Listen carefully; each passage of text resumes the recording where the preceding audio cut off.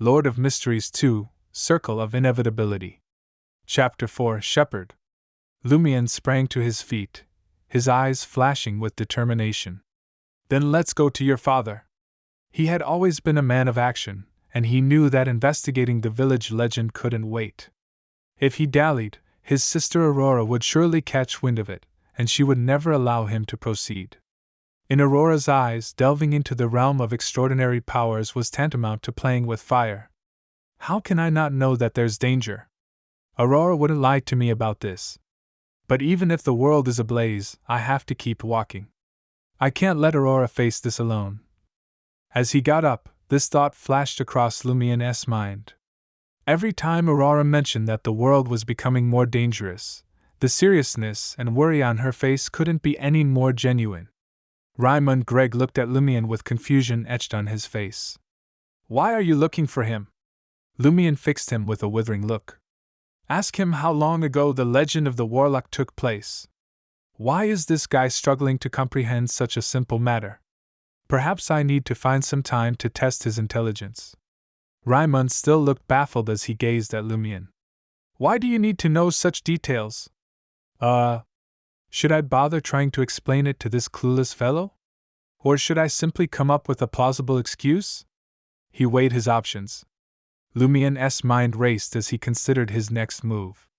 He knew that he couldn't keep his investigations a secret from his friends, but he also knew that pursuing the truth about the legend was a risky move. However, he quickly came up with an idea. He flashed a grin that he usually reserved for moments when he was about to deceive someone. Raymond took 2 steps back, sensing that something was amiss. Spill it! Lumion adjusted his dark-colored shirt and linen jacket before smiling. I believe the legend of the warlock is worthy of our attention. What's so important about it? Raymond asked after some thought. There was indeed a warlock in our very village of Cordu in the past, Lumion said with a serious expression. Think about it, my friend. When I lie, I don't provide specific details like the time, place, and background that anyone could easily verify. However, this legend mentions a warlock who lived in Cordu, and if it were a fabrication, it would be too easy for someone to expose it as such. But that was ages ago, Raymond countered. I'm also referring to the people who were around when the legend first started circulating. Lumion explained, his smile widening.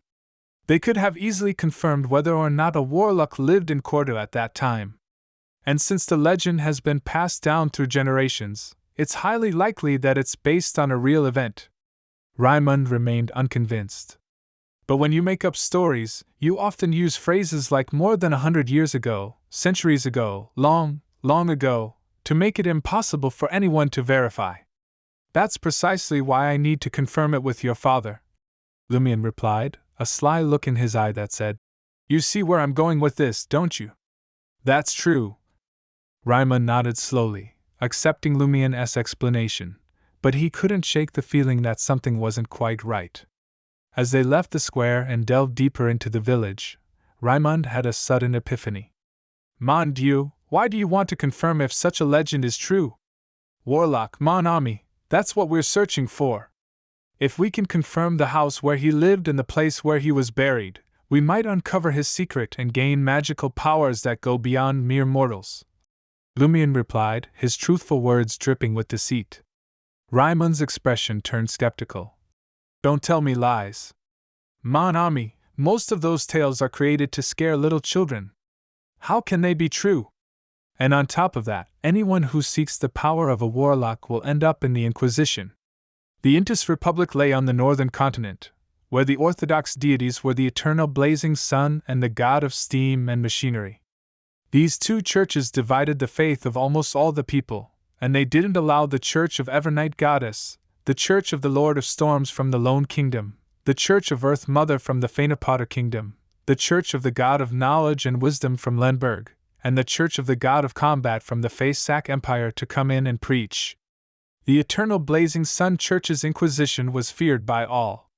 Countless heretics had been locked up and subjected to unimaginable torture. Lumion laughed. Why are you fretting now, my friend?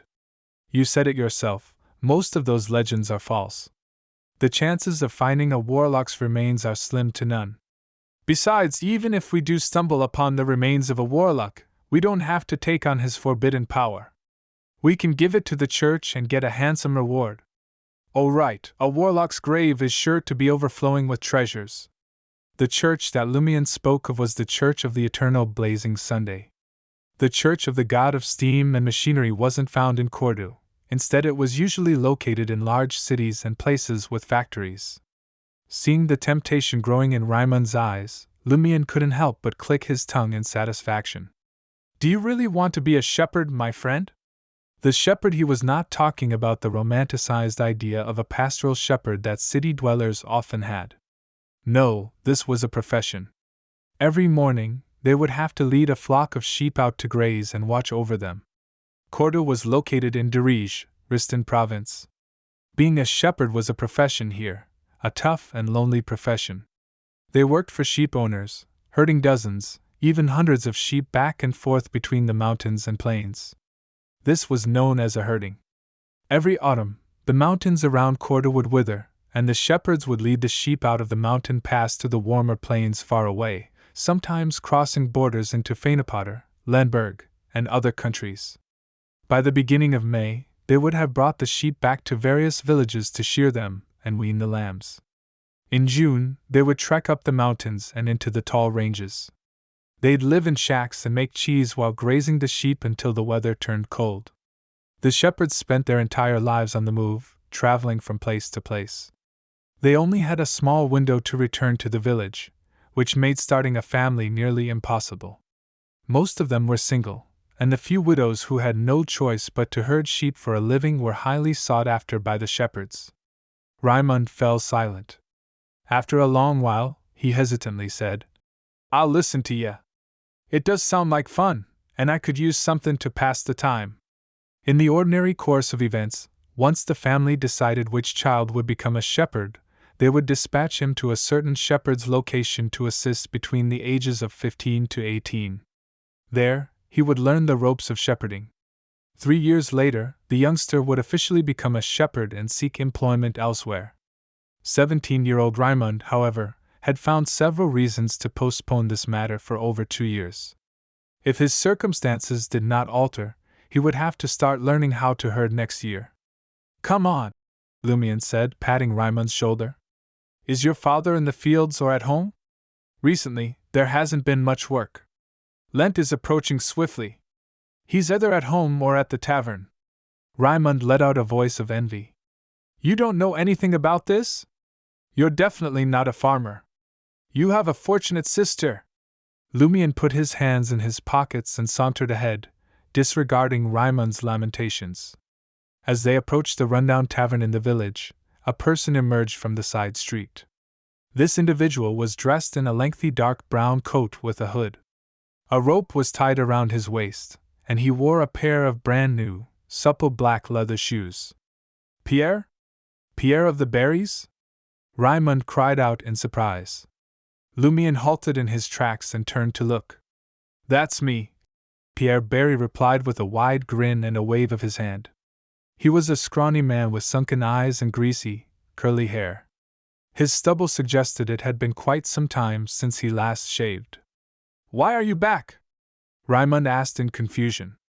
Pierre Barry was a shepherd and it was only the beginning of April. He should be tending to his sheep in the fields beyond the mountain pass. How in the world did he find himself in the village? He had only just begun his journey, and even if he had gone to Lemberg or the north of Feyenopotter, it would take him a month to return to the Dirige Mountains. With his warm, smiling blue eyes, Pierre exclaimed joyfully, "Isn't it almost Lent? I haven't celebrated it for years. I can't miss it this year. Don't you worry. I have a companion to help me look after the sheep. That's the beauty of being a shepherd. Without a supervisor, as long as I can find someone to help me, I can go wherever I please. I'm free as a bird." Lent was a widely celebrated festival throughout Intis.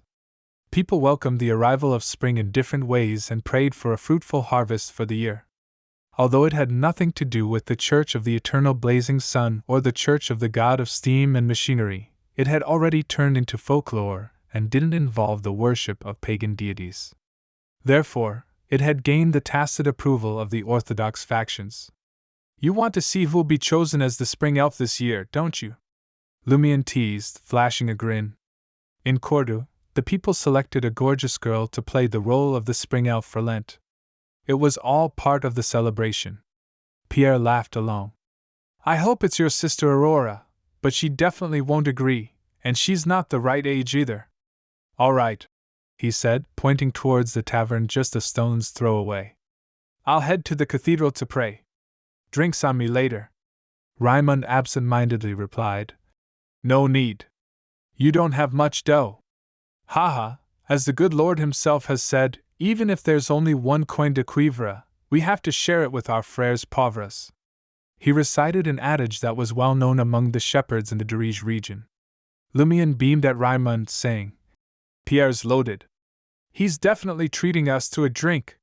He pointed to Pierre Barry's spanking new leather shoes. Pierre Barry was thrilled. My new boss is not too shabby. He gave me a few sheep and some wool, cheese, and leather.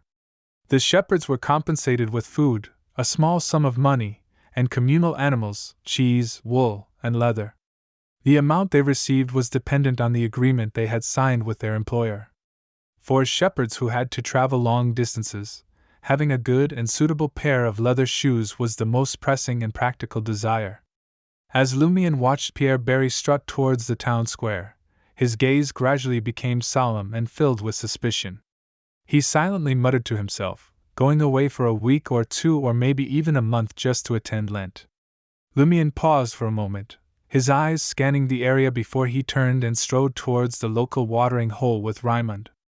The tavern was a nondescript establishment with no fancy moniker to speak of. The townsfolk affectionately referred to it as Old Tavern. Upon entering, Lumion's eyes darted around the room in their habitual manner. Suddenly, his gaze came to a halt. There, before him, was the foreigner who had departed so hastily the night before. She was alone, not in the company of Ryan, Leah, and Valentine. Her dress was a long, flowing orange garment, and her locks were a rich brown, tousled in gentle curls. Her piercing, sky-blue eyes were fixed on the scarlet-hued drink that graced her delicate hand. Beautiful and languid, she seemed out of place in the seedy, dimly lit tavern,